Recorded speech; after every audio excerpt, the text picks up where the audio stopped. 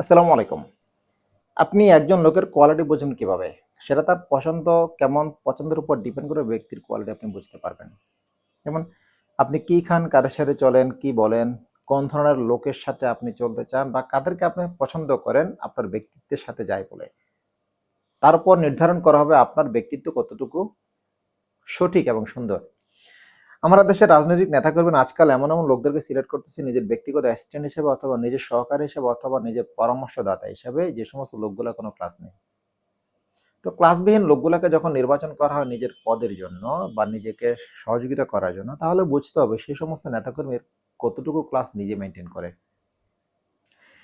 যেখানে একজন লোক মিথ্যা বলে বেড়ায়, সবসময় গালিগালাজ করে বেড়ায়, সেই লোকটাকে যদি আমি পছন্দ করি আমার পার্সোনাল অ্যাসিস্ট্যান্ট হিসেবে অথবা আমার উপদেষ্টা হিসেবে অথবা আমার সহকর্মী হিসেবে, তাহলে বুঝতে হবে আমি ব্যক্তি হিসেবে আমার নৈতিক চরিত্র কতটুকু ভালো, আমি কতটুকু চৌকস।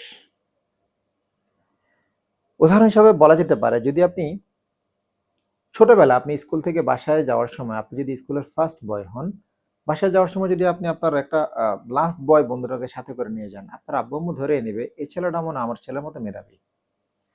আর যদি সে লাস্ট বয়ের সাথে আপনি তার বাসায় যান, তার আব্বু আম্মু ধরে নেবে আপনিও এই যে ছেলেটাকে নিয়ে আসছে আমার ছেলে, ওটা আমার ছেলের মতো আরেকটা গবেট। দুই গবেট একসাথে চলাফেরা করে। এই ফর্মুলায় আপনি ধরে নিতে পারেন এবং এটা লজিক্যাল।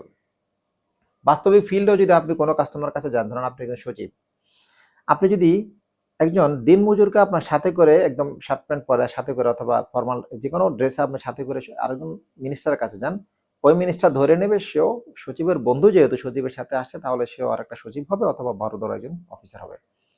আর যদি সেই দিনমজুরের সাথে আপনি সচিব সচিব হিসেবে তার নিকটস্থ কোনো লোকের কাছে যান, ওই দিনমজুরের কাছে যার কাছে গেলেন সে ধরে নেবে সেও আরেকজন দিনমজুর। এটা তো সোজা জিনিস কিন্তু। তো আপনি যাদের সাথে চলছেন তার ক্লাসটাই বলে দেবে আপনার ক্লাস কতটুকু। এটা যদি বুঝতে না পারেন তাহলে কিন্তু সমস্যা। ধন্যবাদ। আল্লাহ হাফেজ।